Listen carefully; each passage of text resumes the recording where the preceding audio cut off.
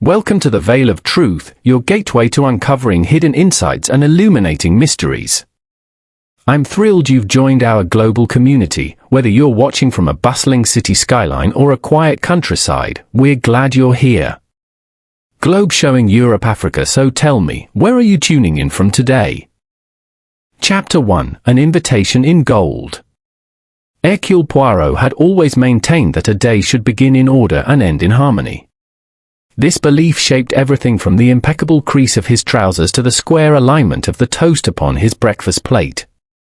Winter, with its short light and long shadows, demanded a little extra discipline, so he had risen early, drawn back the curtains with ceremony, and taken his chocolate at the precise temperature he favored, the steam not too vigorous, the aroma rich and consoling. It was at this moment, when the world beyond his window lay silenced under a fine crust of frost, that the bell rang downstairs and a soft exchange took place in the hall. Poirot heard the murmur of the housekeeper, Mrs. Finch, and the higher, breathless voice of a boy. Footsteps approached. A discreet tap followed. "Pardon, Monsieur Poirot," Mrs. Finch said, peeping round the door as if she feared to disturb the symmetry of the room, "but there's a messenger. He says it is urgent and must be placed in your own hands." "Then let us do him the honor," said Poirot, setting down the cup and smoothing a non-existent crumb from the saucer. "Send him up." A thin boy entered, scarf askew, cheeks reddened by the cold. He removed a cap that had seen better days and held out an envelope on a small tray as though presenting a jewel. The envelope itself was remarkable, thick ivory paper, the kind that gives a soft burr when drawn under a finger, the address written in gold ink with an elegant, looping hand, Monsieur Hercule Poirot. Poirot's eyes brightened. He thanked the boy, provided a coin with a flourish that transformed the lad's shiver into a grin, and turned the envelope in his hands. He noticed, first, that the seal, a fox's head pressed in wax, had been broken and resecured with gum. A careful job, but not quite perfect. A minuscule crescent of original wax showed beneath the later application, and the paper around the flap showed the slightest feathering, the tiny fibers lifted by moisture. Second, the postmark in the corner was London W.1 dated the previous afternoon, although the return card, glimpsed through a slit in the paper at the back, named Greyhaven Hall, Berkshire. Third, the faintest fragrance hovered about the letter, vetiver, a sober masculine scent, which one did not naturally associate with a grand lady posting invitations for a winter party. "Curious," Poirot murmured. 3 notes in accord, the broken seal, the urban origin, the perfume trop discreet. What tune shall they play? He opened the letter with a neat stroke. The invitation within was as ostentatious as its casing. Flourish upon flourish decorated the margin in pale gilt. The words were concise. "Monsieur Poirot, you are cordially invited to the Midwinter Masque at Greyhaven Hall this Saturday evening, to honor our ancestral half-shrouded Hoover, a gathering of music, masks, and charity. Your presence would greatly delight me. I am told you have a genius for puzzles. Bring it with you. Lady Aurelia Greaves." He read it twice. The unfamiliar phrase, half-shrouded Hoover, sat in the center like a bright stone. Poirot had heard of the Greaves family and of Greyhaven Hall.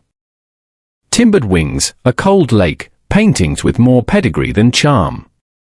The family were known for their eccentric traditions, revived or reinvented as fashion required. The half-shrouded Hoover, explained the bottom of the card in neat italics, was an old midwinter celebration said to predate the house itself, a night of masks and benevolence when fortunes were pledged and grievances forgiven. "Forgiven," Poirot repeated, placing the letter flat upon the blotter so that the light from the window ran evenly across the gilded strokes. A pleasant verb. It often presupposes a grievance of quality. Mrs. Finch had not withdrawn completely. "Will you be going, sir?" Poirot tapped the card with a fingertip. "An invitation is one thing, Madam Finch, the challenge is another. Lady Aurelia writes with courage.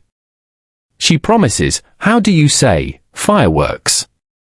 Not that sort of thing in a gentleman's drawing room, I hope, said Mrs. Finch, whose notion of fireworks extended to the unpredictable popping of a cork. Shall I fetch your diary? If you would be so good. While she went for the leather-bound volume that minded Poirot's days, he examined the envelope again. On the inside flap, a dusting of gold powder clung like mica.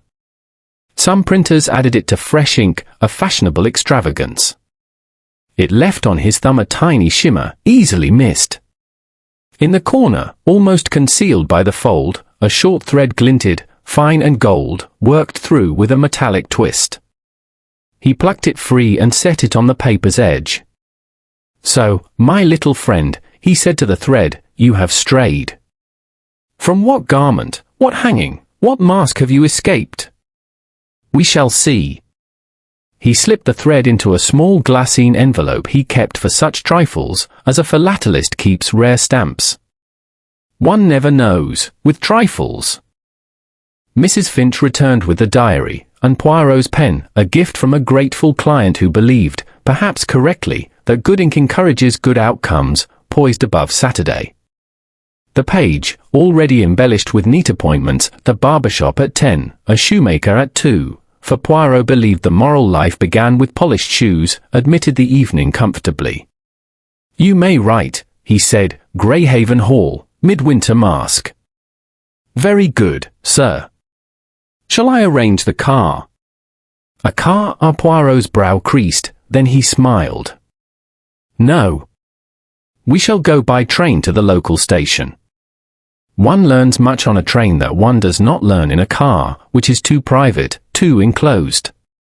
The railway carriage is democratic, it presents a cross-section. Also, it is warm.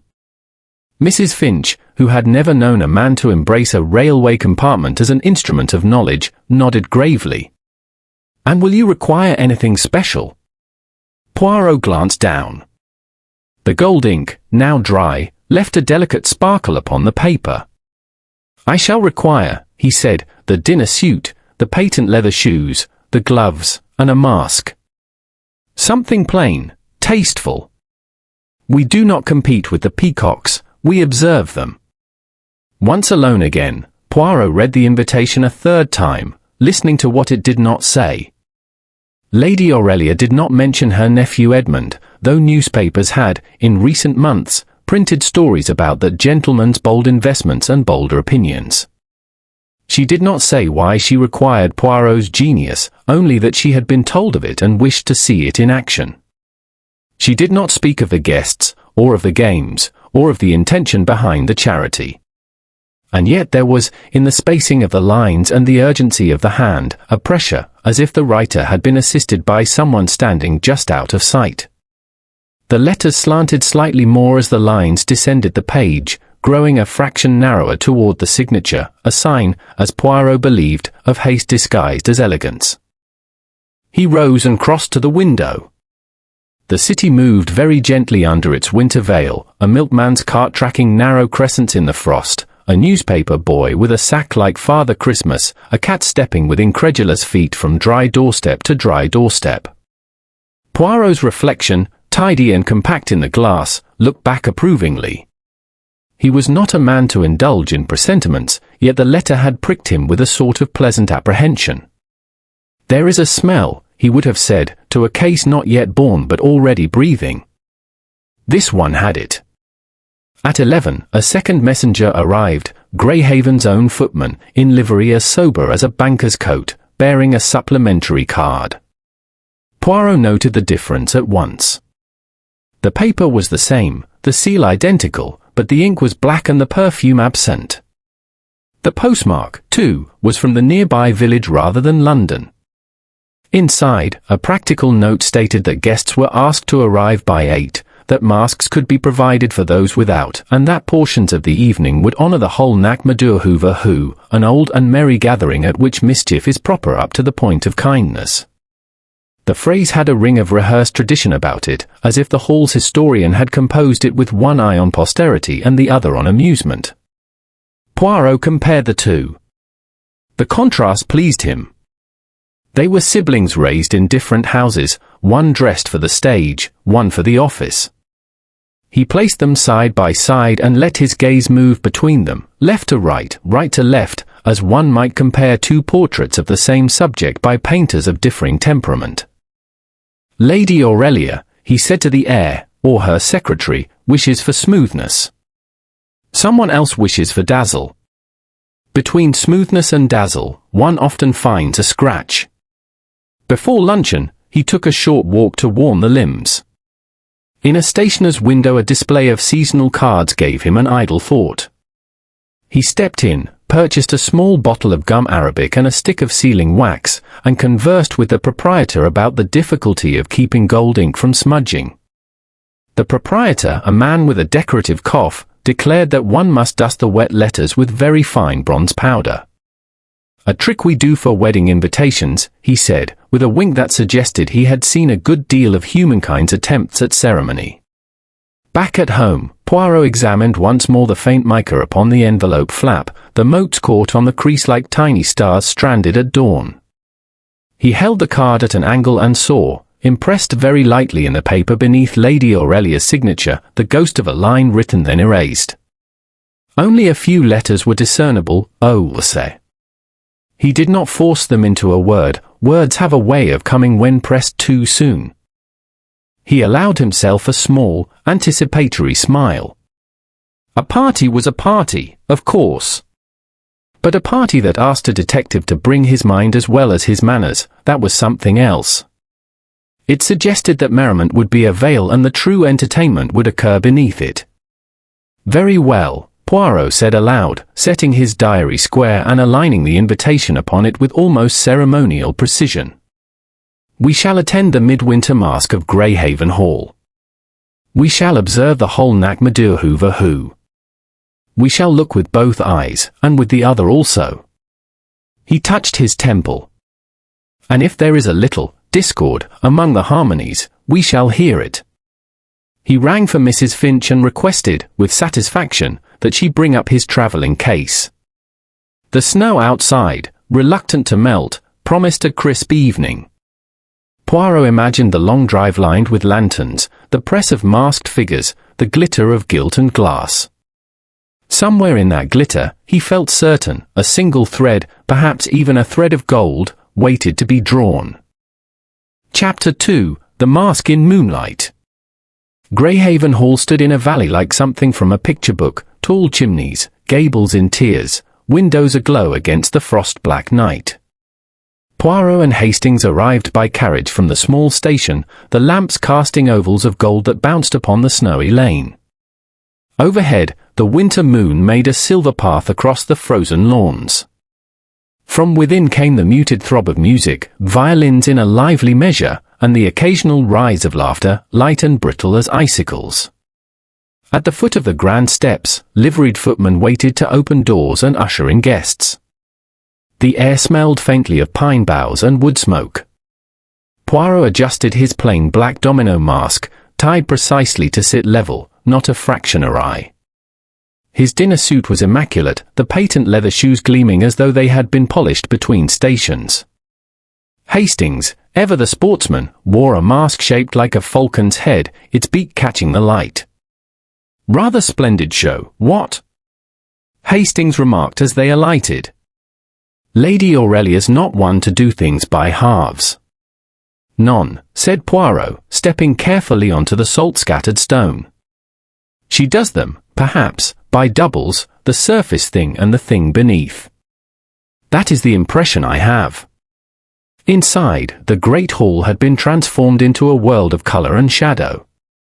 Garlands of evergreen twined up the columns. Candles in wrought iron sconces cast a soft glow, while from the gallery above came the strains of a chamber orchestra. Guests moved about like a living tapestry, gowns of scarlet and sapphire, masks of gold, silver, and every hue in between.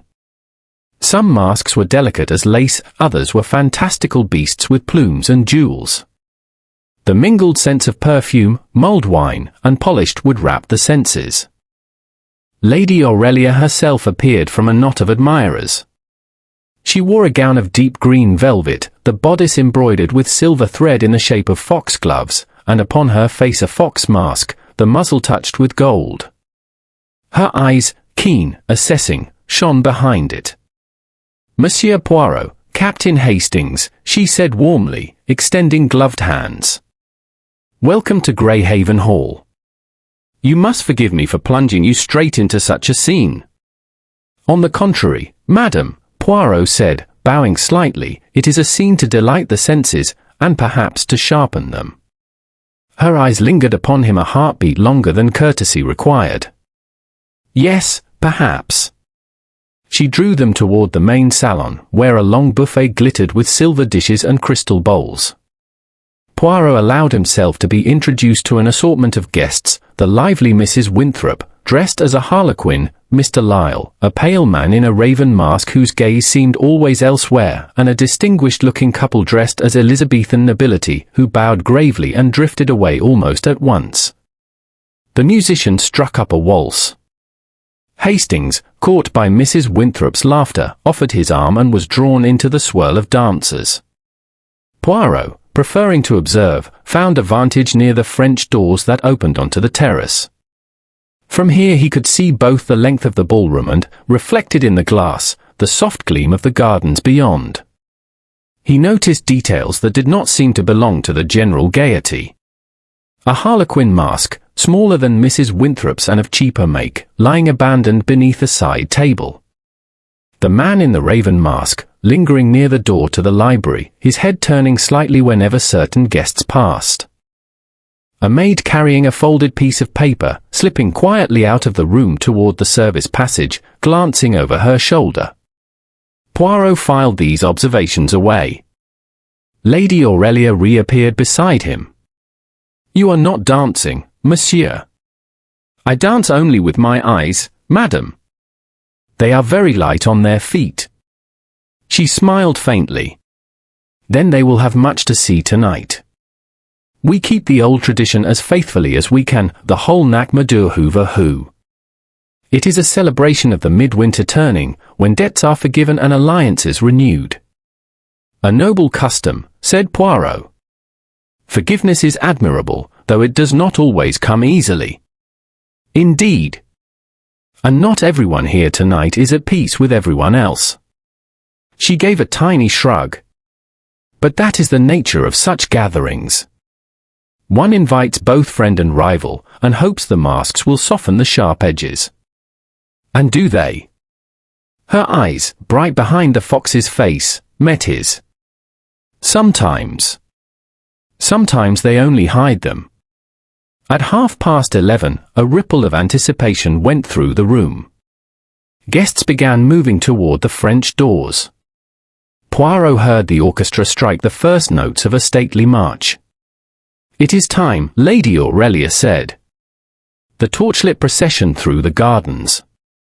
"You will join us, of course." Poirot inclined his head, though privately he thought it a foolish excursion into the cold. Still, tradition was tradition, and the detective in him relished the chance to see his fellow guests in a new setting. The French doors opened. A breath of icy air flowed in, bringing with it the smell of snow and yew. Outside, footmen in cloaks and tricorn hats stood ready with tall torches.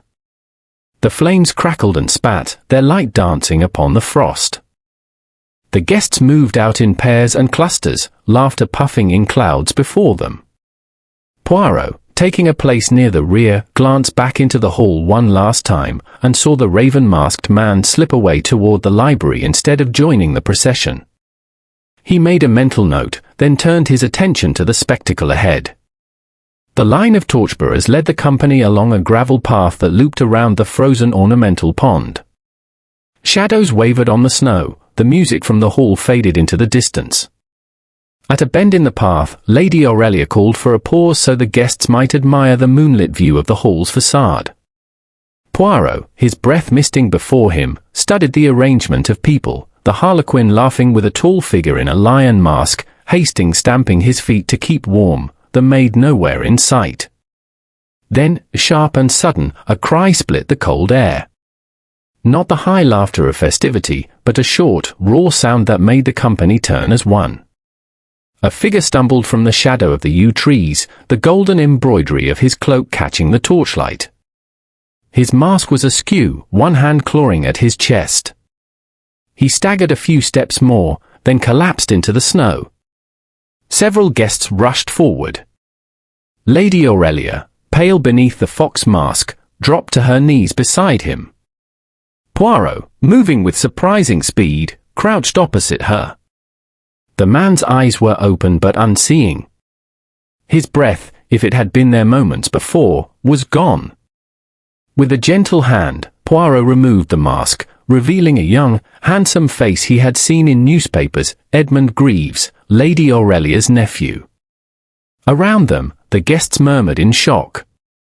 The torches hissed and spat. Somewhere far off, the music in the hall played on, oblivious. Poirot looked down at the still form, his gaze moving not only over the features but over the details, the missing cufflink on the left sleeve, the faint trace of gold thread clinging to the snow near his shoulder, the absence of any visible wound. Lady Aurelia's voice trembled but did not break. "Monsieur Poirot, you must help me. This cannot be." Poirot met her eyes, then glanced around at the circle of masked faces, their expressions hidden, their intentions unreadable. "Madam," he said softly, "I think your mask has already given me its puzzle." Chapter 3, A Cry in the Garden. For a moment after the cry and collapse, all of Greyhaven's revelry seemed to freeze like the snow beneath their feet. The torch flames hissed in the still air, the music from the hall sounded impossibly far away, and every face, masked or bare, turned toward the figure sprawled on the frosted ground. Poirot broke the hush. "Please, mesdames et messieurs, stand back. Give him the air, though I fear it will do him little good now." Lady Aurelia remained kneeling beside her nephew, her fox mask slipping slightly askew, revealing a white cheek and eyes wide with shock. Poirot touched her sleeve gently. "Madam, you will wish to steady yourself. Allow Captain Hastings to escort you a little aside." "I'm not leaving him," she said in a low, tight voice. "Not while there's the slightest," but she saw the look in Poirot's eyes and her words faltered. "Is he?" Poirot shook his head slowly. "Alas, yes." Hastings, whose falcon mask looked strangely out of place on such a somber scene, helped her to her feet and led her a few paces away. Poirot crouched to examine the body. A scene in the snow. Edmund Greaves lay half on his side, his golden-embroidered cloak spread like a fan across the white ground.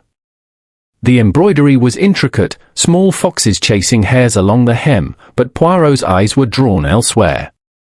"No visible wound," he murmured. "No blood.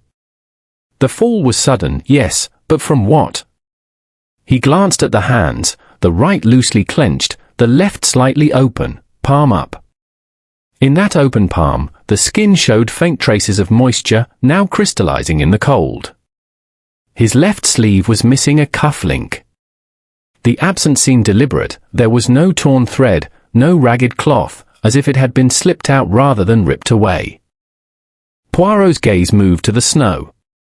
Footprints crisscrossed the ground, dozens of them. The torchlit procession had already churned the area into a confusing pattern, obliterating any hope of a neat trail. But something did catch his eye, a faint glint in the snow near the young man's shoulder. With a small pair of tweezers from his pocket, Poirot lifted it free, the single, fine thread of gold.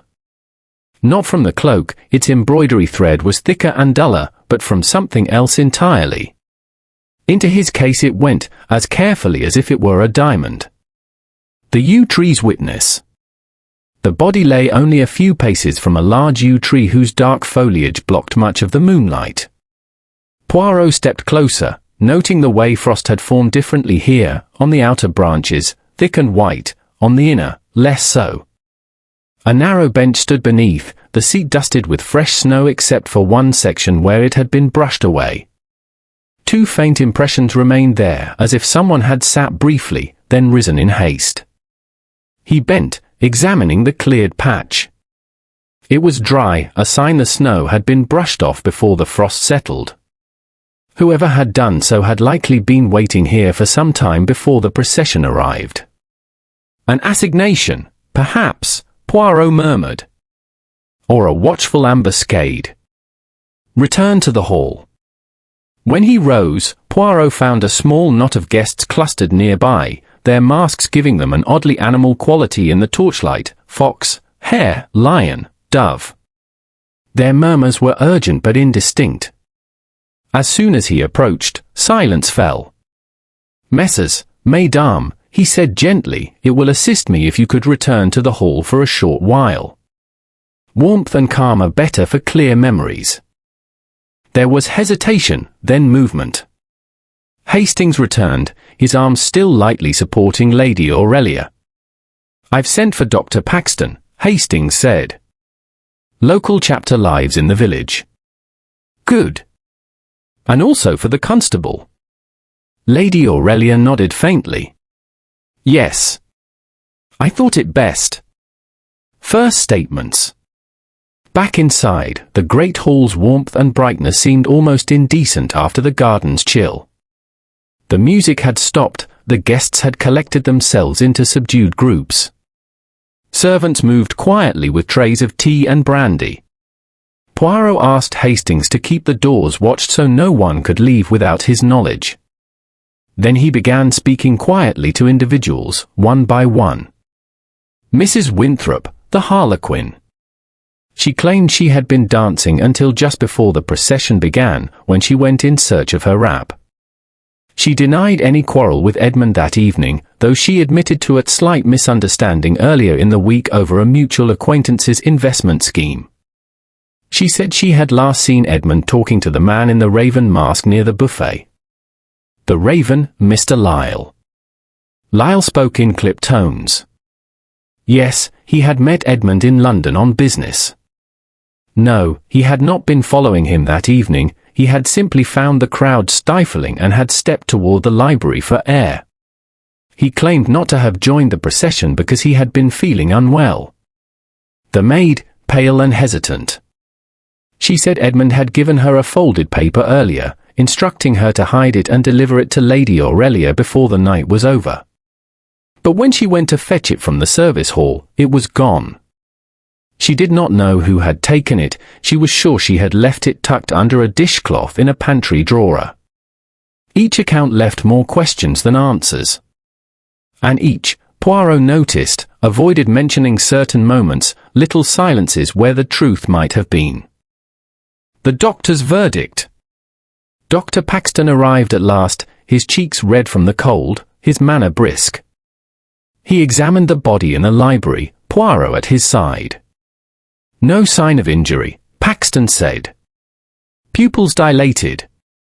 Could be heart failure, but, he frowned. There's a slight discoloration about the lips. I can't be certain without a post-mortem, but I wouldn't rule out poison. Something fast-acting. Poirot's moustache twitched. Perhaps in the champagne. Possibly. The cold outside would have accelerated the collapse if the dose was given shortly before. Poirot's quiet survey. Leaving the doctor to his work, Poirot strolled slowly back into the ballroom. The buffet table still glittered with half-empty glasses. He examined them one by one, pausing at a tall flute on the edge of the sideboard. The rim bore a faint smear, not of lipstick, but of something duller, granular. Poirot sniffed delicately, then set the glass down. His eyes travelled over the floor. In the far corner, beneath a small table, he spotted the discarded harlequin mask he had noticed earlier. Lifting it, he saw a trace of dampness along the inside edge, as though it had been worn outdoors briefly and collected condensation from the cold. Yet Mrs. Winthrop had said she fetched her wrap before going outside, not her mask. The mood shifts. Word of the possible poisoning, though Poirot had not confirmed it aloud, seemed to travel swiftly through the gathering. The guests' voices lowered further, glances became sharper. It was no longer a mask of merry anonymity, each mask now seemed to hide something dangerous. Lady Aurelia approached Poirot, her composure carefully restored. "You have some idea, monsieur?" "I have some observations," he replied. "And I believe the truth will be found not in what was seen tonight, but in what was arranged beforehand." Her eyes flickered. "Then you will help us?" Poirot inclined his head. "I will help. But I must ask your cooperation, madam. No guest is to leave until the constable has taken their name. And the cloak, Edmund's cloak, must remain here untouched." "It shall be done." A seed of suspicion. As the hour crept toward 2, the constable arrived to begin his formal inquiries. Poirot withdrew to a quiet corner near the library, considering the evening's events. A missing cufflink. A single gold thread. A letter given to a maid and stolen. A cloak with embroidery that did not match the thread he had found. A masked man avoiding the torchlit procession. And a tradition, the whole Nacmadure Hoover Who, which promised forgiveness, but might, in truth, be an ideal occasion for settling accounts under cover of festivity. Poirot smoothed his moustache. "Ah, mon ami," he murmured to the silent air, "we have here a garden not of snow, but of lies. And already, the footprints begin to melt. If you like, I can make chapter 4 next, 1,000 words focusing on Poirot's meticulous examination of the cloak and its hidden secret, plus how he starts to test the guest stories for cracks. That's when the deeper intrigue will really start pulling in the reader. Chapter 4 of the scene of death. The constable's slow, methodical taking of names provided Poirot with a small luxury, time alone with the late Edmund Greaves's possessions. The body, now moved respectfully to a side chamber at Dr. Paxton's direction, had left behind its most striking feature, the golden-embroidered cloak, folded over the back of a leather armchair in the library. The room itself seemed to disapprove of the evening's events. Tall bookcases loomed in oak solemnity, the heavy curtains shut out the frost-white gardens. A single lamp, shaded in green, cast a circle of mellow light on the desk.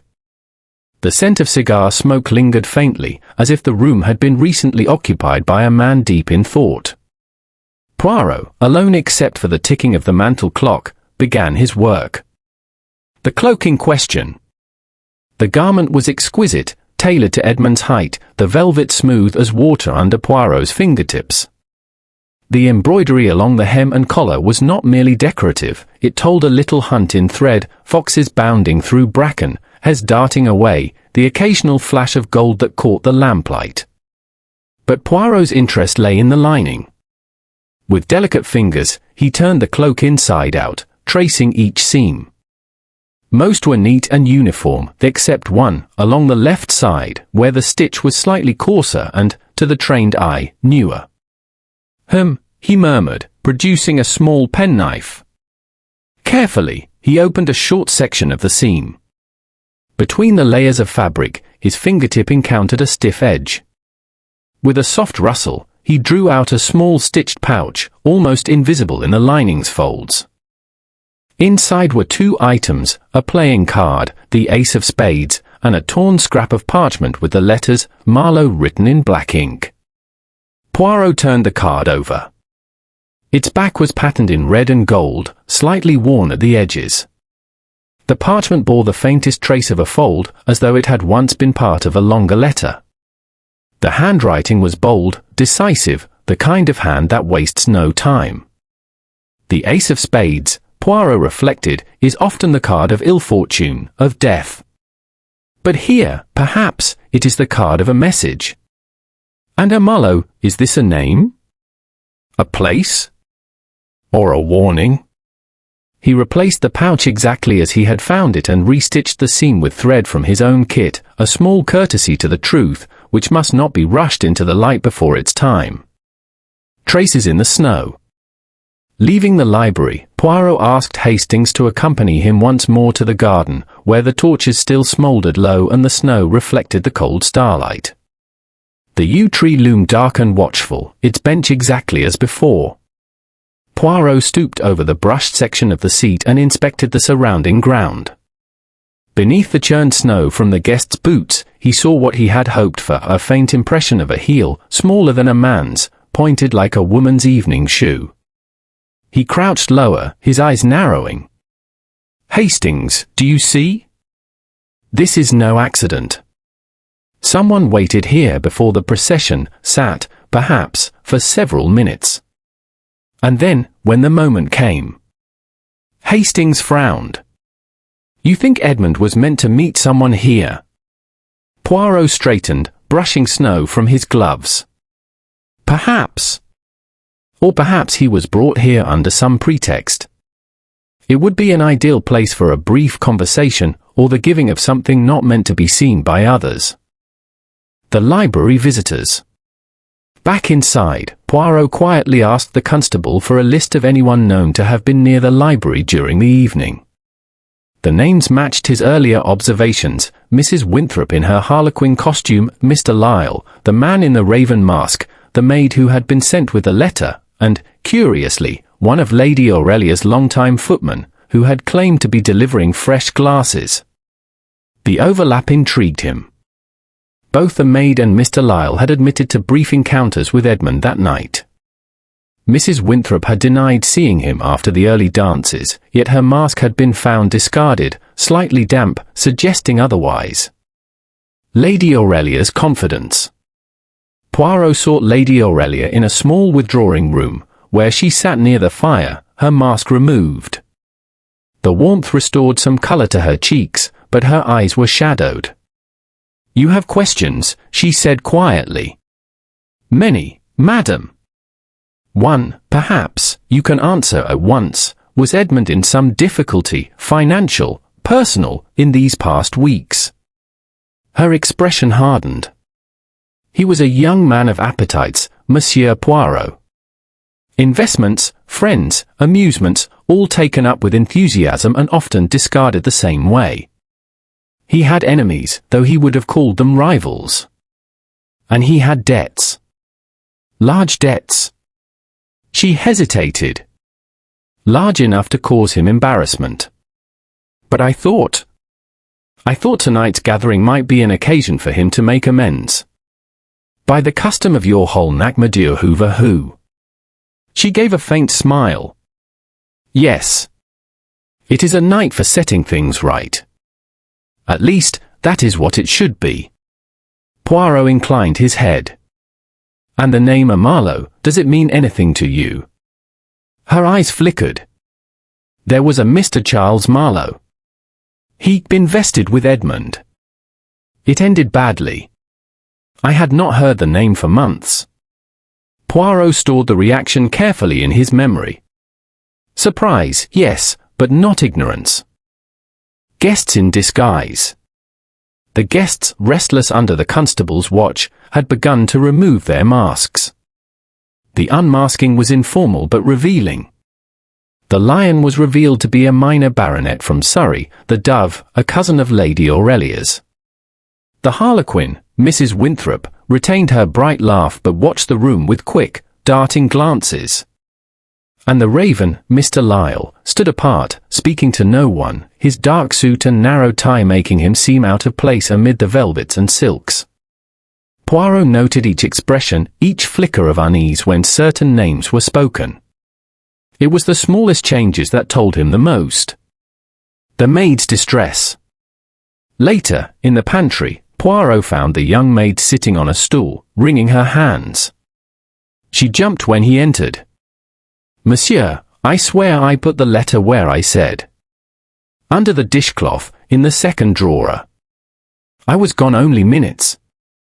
Poirot nodded gently. "And in those minutes, who passed through this room?" She bit her lip. "Only Mr. Lyle. He asked for a glass of water. I gave it to him and he left." Poirot's eyes softened, but his mind sharpened.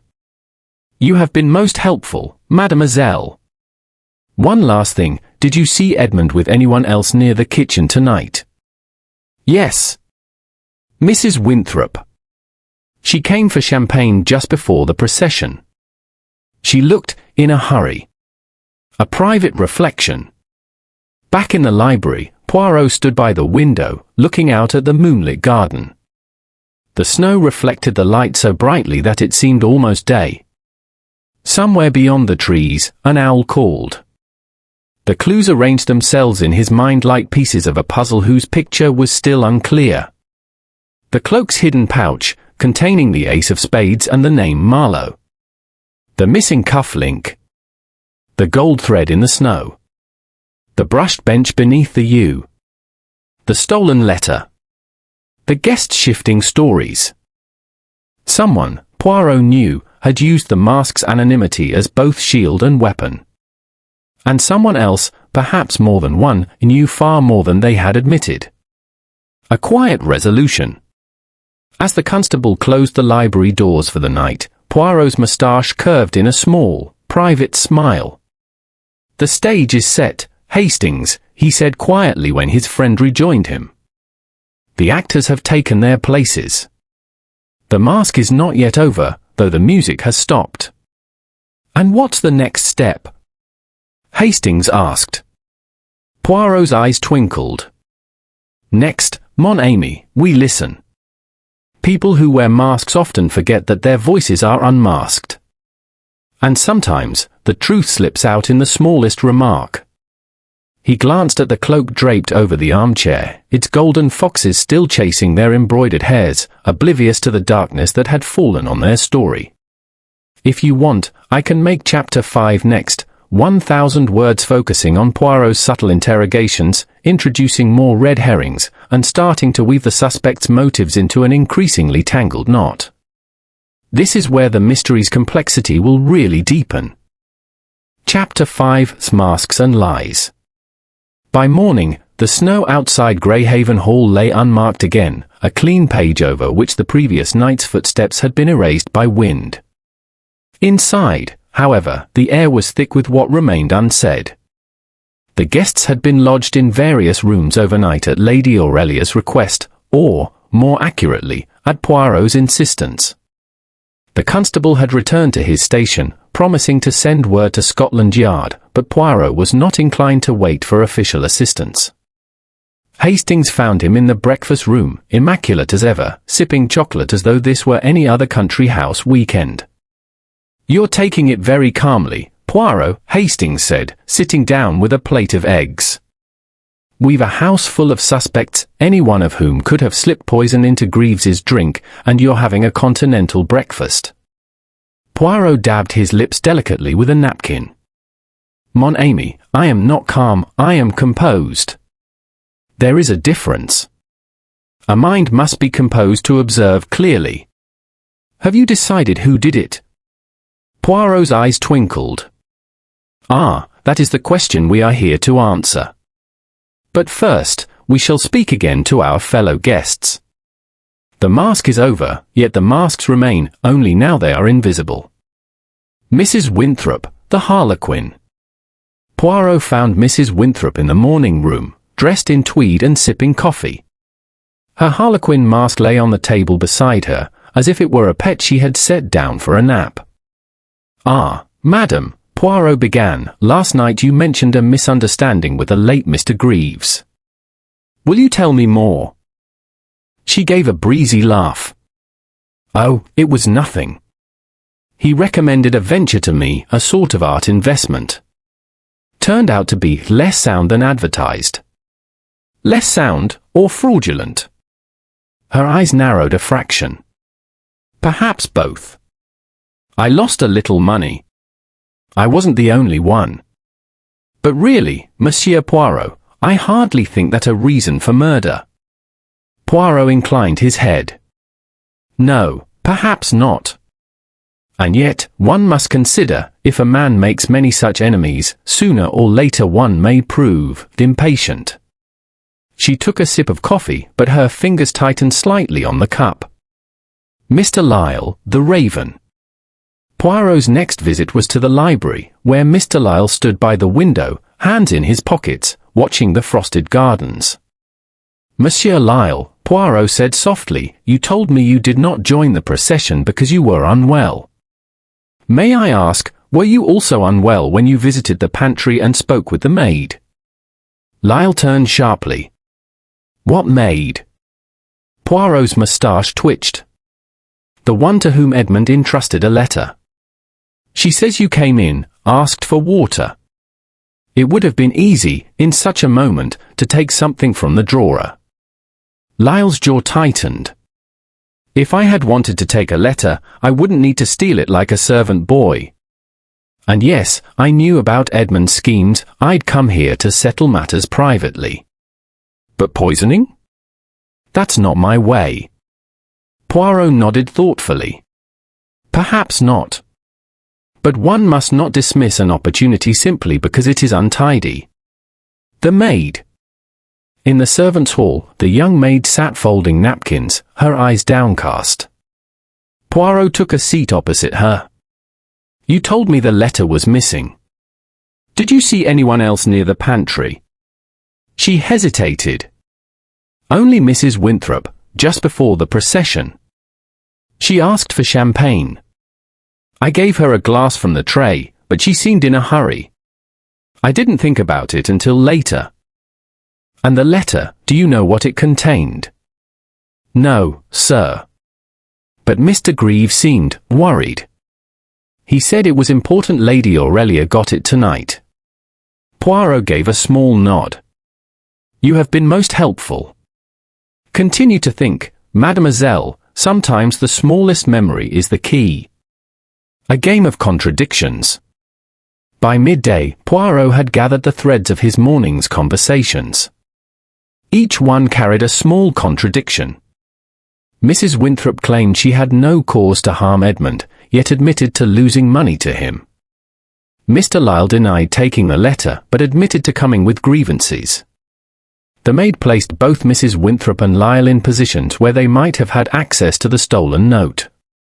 And yet, Poirot's instincts told him that the cloak, the ace of spades, and the name Marlowe were central to the matter. Whoever Marlowe was, their presence, physical or in name, had stirred something dangerous. An audience with Lady Aurelia. Poirot requested a private meeting with Lady Aurelia in her study, a handsome room lined with maps and hunting prints. She sat behind a desk, her composure restored but her eyes watchful. Madam, Poirot began, Edmund's cloak contained a hidden pouch. Inside was a card, the ace of spades, and a fragment of parchment bearing the name Marlowe. Does this name trouble you? She was silent for a moment. I told you last night, Charles Marlowe invested with Edmund. It ended badly. I heard he had gone abroad. Would you know him if you saw him again? Her lips thinned. Yes. He was distinctive. Poirot leaned forward. Then I ask you to think, could he have been here last night, in disguise? Her eyes widened slightly. In a mask, at a masquerade? It's possible. But why would he come? That, madam, is what I intend to discover. The guests' evening movements. In the drawing room, Poirot asked Hastings to make a list of the times each guest was last seen before the procession. As they compared notes, patterns began to form. Mrs. Winthrop left the ballroom at 11:20 for her wrap, returned at 11:30. Mr. Lyle, seen leaving the ballroom at 11:15, heading toward the library. The maid last saw Edmund at 11:10 when he gave her the letter. Lady Aurelia, in conversation with the baronet and his wife from 11 to 11:25. Other guests, engaged in dancing or milling near the buffet. The narrow window between 11:10 and 11:30 was the likely moment the fatal act occurred, the moment the champagne might have been altered, the letter stolen, and Edmund drawn toward the garden. A private hypothesis. By late afternoon, Poirot sat once more in the library, hands steepled. Hastings watched him with curiosity. You've got an idea, haven't you? Poirot's eyes were half closed.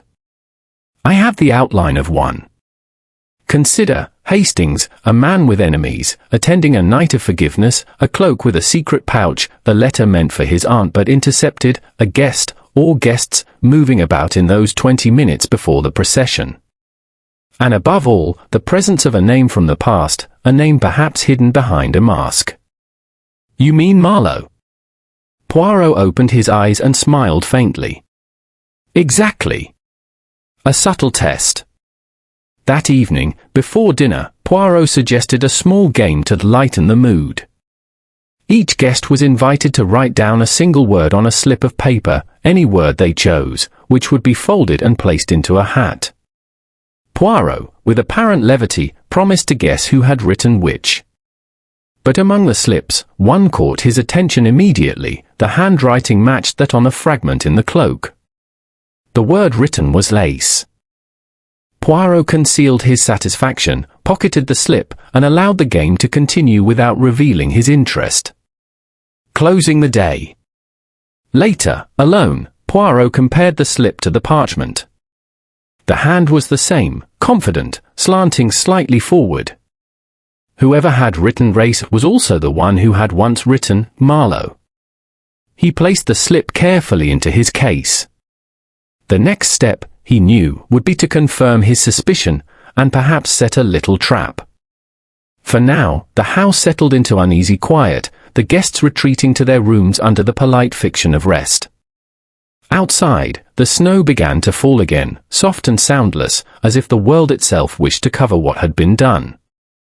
But Poirot's little grey cells, he knew, could not be snowed under so easily.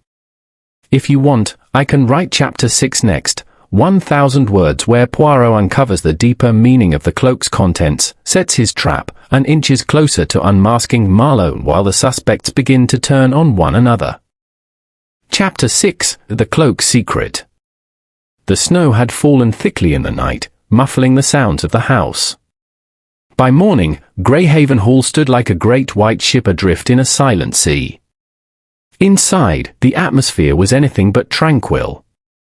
Guests moved in subdued clusters, their conversations clipped, glances darting whenever a door opened. Poirot, however, seemed perfectly at ease. He had breakfasted early and now occupied a wing chair in the library, the golden-embroidered cloak draped across his lap like an honored guest.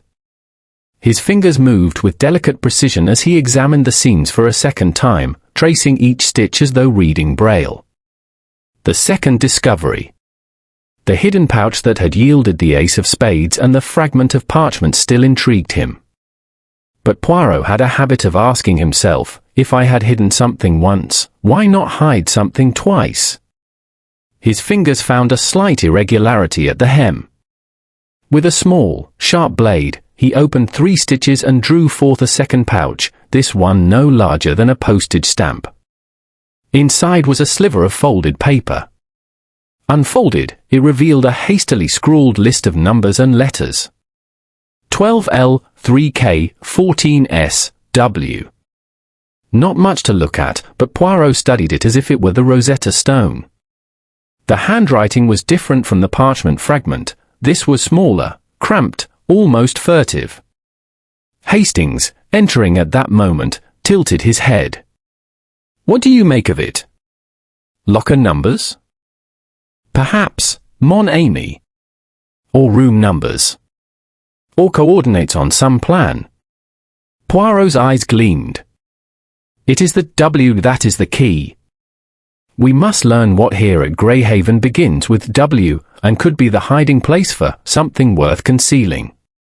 Lady Aurelia's clue.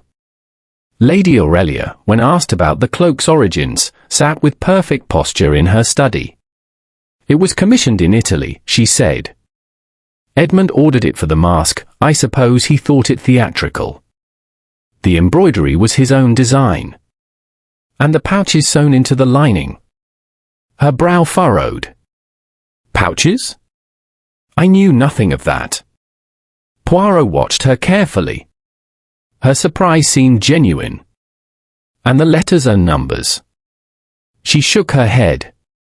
We have rooms in the hall numbered for the servants' use, but none with those numbers. And W's could mean the west wing, though it's not used for guests. Not used, Poirot repeated softly. And why is that, madam? It's draughty, in need of repairs. We store things there, trunks, Old furniture. Poirot's moustache twitched. Then it is precisely where I wish to look. The West Wing. With Hastings in tow, Poirot explored the West Wing. It was colder here, the air smelling faintly of dust and disuse. The carpet runner was faded, and some of the light fittings had been removed. Along the corridor, the doors bore tarnished brass numbers, 10, 11, 12. Poirot stopped at 12. Voila, Hastings, 12L. Perhaps Elf had left. Inside, the room was stacked with trunks and boxes. Poirot scanned quickly, then moved to the wardrobe in the far corner. On the top shelf, he found a small, locked-in box. We shall leave this, for now. To disturb it openly might be premature. Next, room 3, marked with a faint K beneath the number, as if someone had scratched it in long ago. Inside, an old kitchen dresser stood against the wall, its drawers empty except for a single cufflink. Poirot held it up to the light. Its twin is missing from Edmund's sleeve, Hastings. The trail begins to warm. Room 14S contained only a battered sideboard. In the bottom drawer, Poirot discovered a folded piece of dark cloth, a domino mask lined with gold thread. He plucked a strand and compared it to the one from the snow. A perfect match. The W connection. The final clue, W, revealed itself as they reached the end of the corridor. A door, marked simply W, opened onto a narrow stair leading down to a locked cellar. Lady Aurelia, summoned to provide the key, seemed faintly uneasy. "That's the wine cellar," she said. "We keep the older vintages there." Inside, the air was cool and damp. Rows of dusty bottles stretched into the shadows. In the corner, half hidden beneath a canvas sheet, stood a tall wooden crate marked with foreign shipping stamps. Poirot lifted the sheet. The crate was open at the top, containing smaller boxes, each labeled in Italian. He selected one and opened it. Inside was fine lacework, folded and wrapped in tissue, expensive, easily smuggled, and unrecorded. Hastings let out a low whistle. Smuggling, Poirot. Perhaps. Or the avoidance of certain import duties. In either case, it is business that one prefers to keep hidden, and that makes it dangerous. Drawing the net. By afternoon, Poirot had a clearer picture. The cloak was a courier's device, used to transport or conceal items without arousing suspicion. The ace of spades and the parchment naming Marlowe suggested a link to a man with reason to hate Edmund. The list of numbers and letters pointed to specific hiding places within the unused West Wing, a cache of goods, a cufflink, a mask with gold thread. Poirot decided it was time to press his suspects. Mrs. Winthrop again. He found Mrs. Winthrop in the conservatory, surrounded by ferns. "Madam, do you own a mask lined with gold thread?" Her eyes widened slightly before she laughed. "Why, yes. It's part of an old costume. I didn't wear it last night, though, too warm. Yet it was found in the West Wing." "How came it there?" She hesitated. "I don't know. Perhaps I left it there years ago." Poirot smiled thinly. "Perhaps.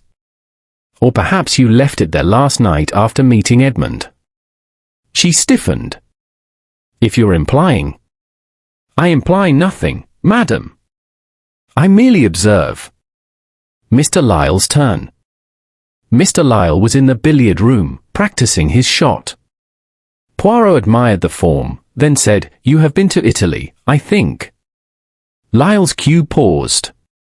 "Once or twice. You know of certain merchants there who ship lacework?" Lyle's face gave nothing away. "I'm in finance. I know of many things." "Then perhaps you also know that Edmund used his cloak to conceal such shipments, and that others in this house may have had reason to ensure those shipments never reached their destination." For a moment, Lyle's eyes were flat and cold. Then he chalked his cue. You're fishing, Poirot. Oh, and perhaps soon I shall land the catch. The maid's unease. Poirot's final conversation that day was with the maid. She seemed more nervous than before. Mademoiselle, did Edmund ever speak to you of Mr. Marlowe? She shook her head. No, sir. But I heard Mrs. Winthrop mention the name once. She seemed cross. Poirot nodded. That will be all for now. The trap is set. That evening, Poirot announced to the assembled guests that he had discovered the significance of the cloak, the numbers, and the ace of spades. Tomorrow morning, he said, I will reveal the entire truth, and the guilty party will have no mask to hide behind. He let the words hang in the air, watching faces.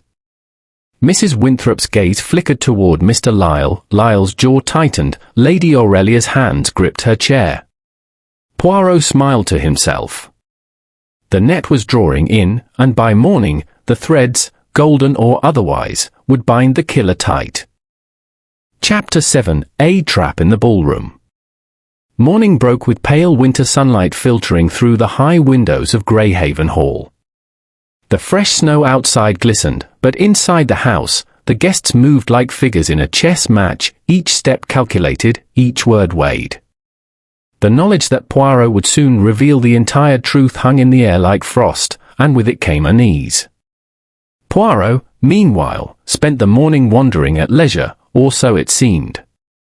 He took tea in the morning room, strolled through the picture gallery, even paused to admire a collection of porcelain dogs in a glass cabinet.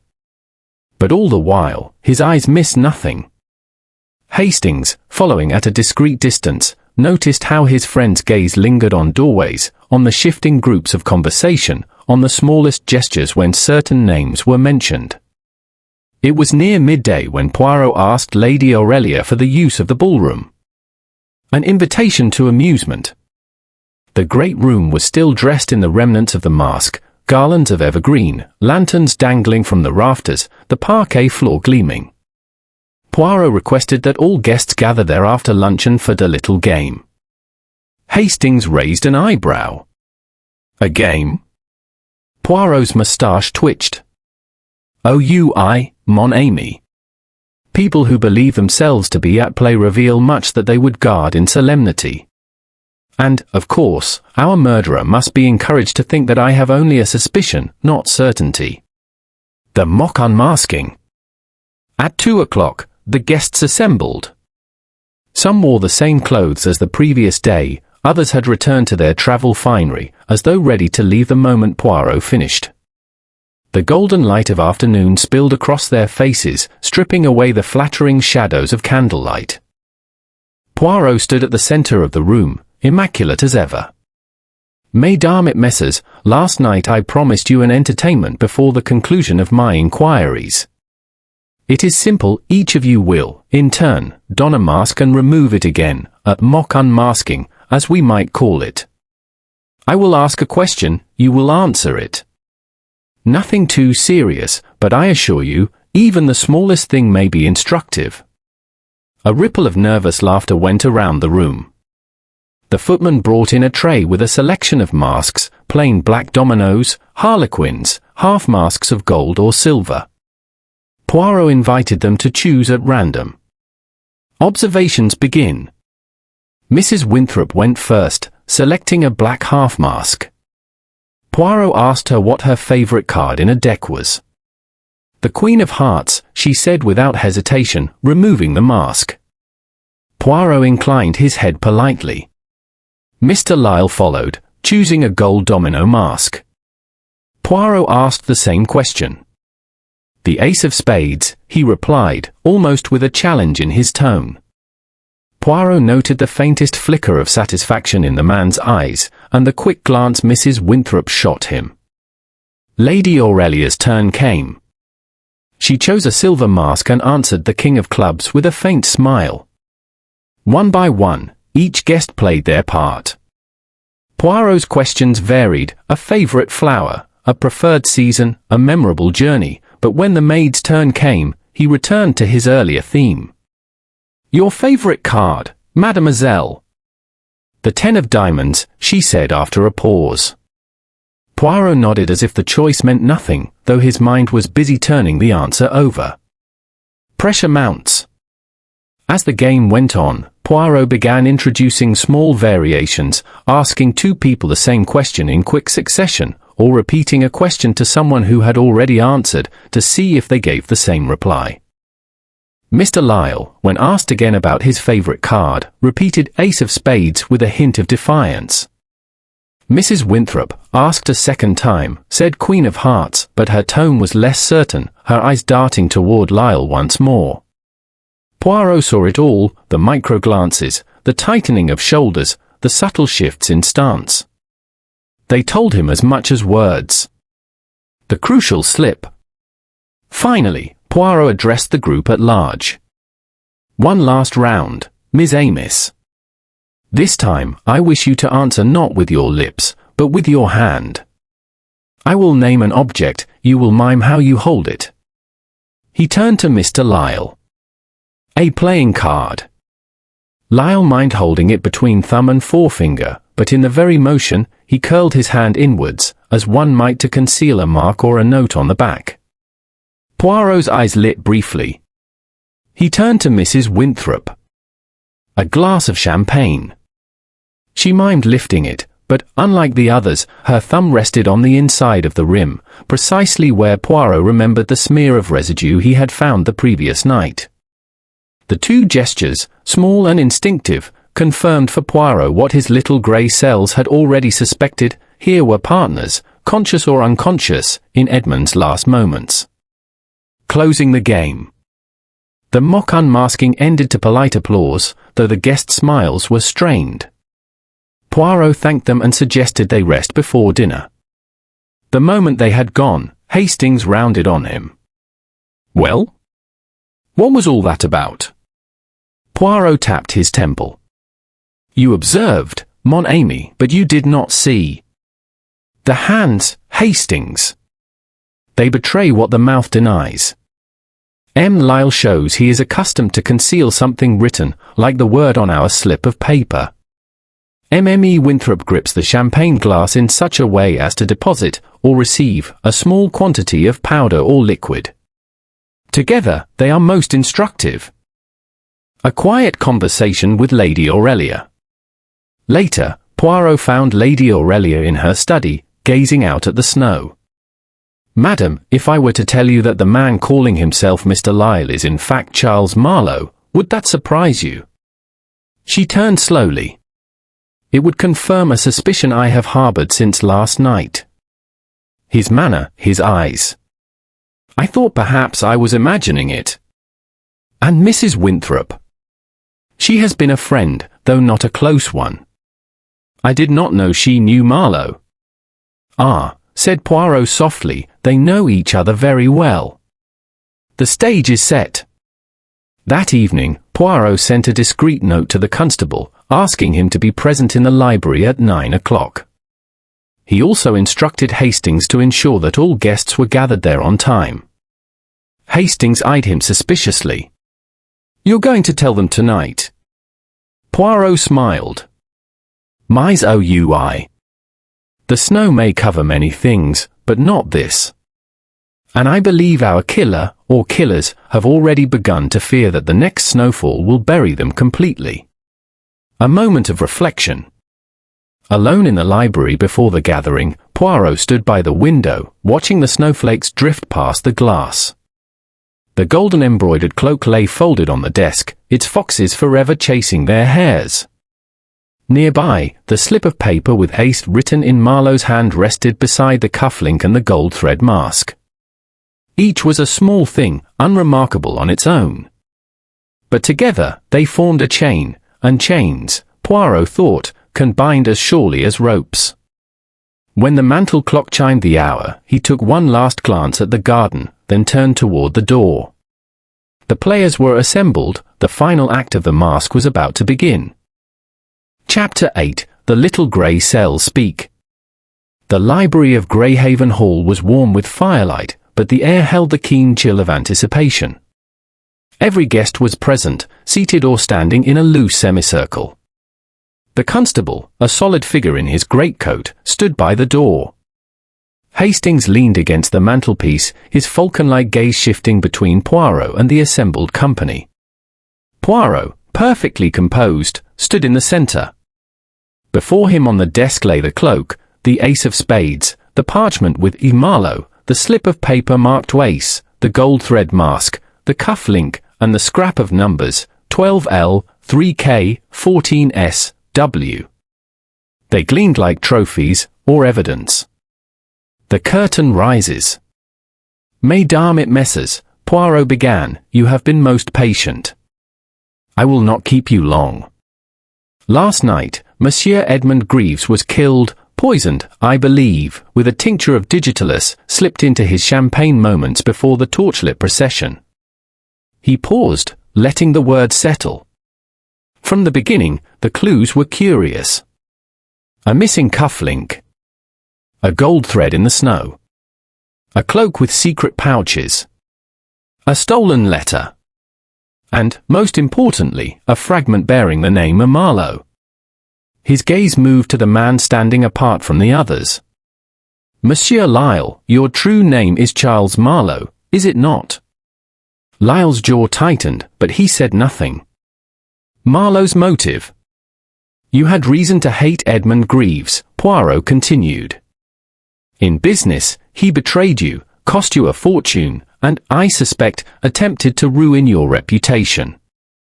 You came to Greyhaven under a false name, wearing a mask, to settle matters. The letter he gave the maid was a confession of his wrongdoing and a promise of repayment. You took it. Marlowe's lips curled. If I did, it was because I was owed. But I didn't kill him. The partner in crime. None, Poirot said softly. You did not act alone. You had help from someone who could move freely in the crowd, who knew Edmund well enough to lure him outside. That person was Mrs. Winthrop. Gasps came from several guests. Mrs. Winthrop's painted smile faltered. This is absurd. Is it?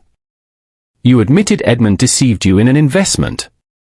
You were seen fetching champagne from the pantry moments before the procession. The maid recalls you seemed in a hurry. And your mask, lined with gold thread, was found in the west wing near where the cloak's hiding places were marked. That same gold thread was found in the snow beside Edmund's body. Winthrop's eyes flashed. A coincidence. The cloak's true purpose. Poirot tapped the golden-embroidered garment. The cloak was not mere finery, it was a courier's device. Its hidden pouches carried smuggled lacework from Italy, avoiding certain import duties. The numbers and letters I found in the second pouch, 12L, 3K, 14S, W, pointed to hiding places in the west wing. In those places I found the cufflink from Edmund's sleeve, your gold thread mask, and a crate of contraband. He let that hang in the air. Marlowe, you and Mrs. Winthrop were partners in this enterprise once. But Edmund took over your route, kept the profits, and cut you out. The cloak was his way of flaunting his control. How the murder unfolded. On the night of the masque, Poirot went on, Marlowe intercepted Edmund's confession letter from the maid. But a letter was not enough. You wanted him gone. Mrs. Winthrop had the opportunity. In the pantry, she slipped the digitalis into his champagne glass. The smear I found on the rim was from her hand, holding it as she demonstrated in our little game. Poirot looked at her sharply. You arranged to meet Edmund at the yew tree under the pretense of discussing repayment. There, you gave him the poisoned champagne. When the procession approached, he began to feel the effects. He stumbled into view and collapsed. Mrs. Winthrop's voice was low. You can't prove that. The fatal slip. Poirot allowed himself a small smile. But I can. The slip of paper marked lace, in Marlowe's hand, matches the handwriting on the parchment with his name. You could not resist a private signal between you during my mock unmasking game. And both of you betrayed yourselves in gesture, Marlowe by miming the concealment of a marked card, you by holding the glass exactly as you had the night before. Breaking the silence. The room was silent except for the crackle of the fire. Marlowe's face was stone, but Mrs. Winthrop's colour had drained away. It was meant to be quick, she said suddenly, her voice brittle. No suffering. He deserved it, after what he'd done to us. Marlowe's jaw worked. We agreed to scare him, Winthrop, not kill him. Her laugh was sharp. And yet here we are. Lady Aurelia's verdict. Lady Aurelia rose, her expression cold. You have disgraced yourselves in my house, at my family's celebration. You will answer for this to the law. The constable stepped forward, his hand resting lightly on Marlowe's arm, then on Mrs. Winthrop's. Poirot inclined his head to Lady Aurelia. Justice will have its due, madam. Poirot's final words. When the two were led away, Hastings let out a long breath. You had them from the start, didn't you? Poirot smiled faintly. Not quite, mon ami. At first, I suspected only Marlowe. But the cloak told me there was another hand in the affair, someone with access, someone who knew the hiding places. When I found the mask in the west wing, the golden thread matched the one in the snow. Then it was only a matter of watching. And the ace of spades. A symbol between them. A private mark, perhaps from a card game in their smuggling days. They thought it clever. But cleverness, Hastings, is not the same as wisdom. He looked toward the window, where the snow fell thick and steady, erasing footprints and covering the lawn in white. The mask is over, Poirot said softly. The masks are gone. And once again, we see the truth for what it is, no matter how well it tries to hide.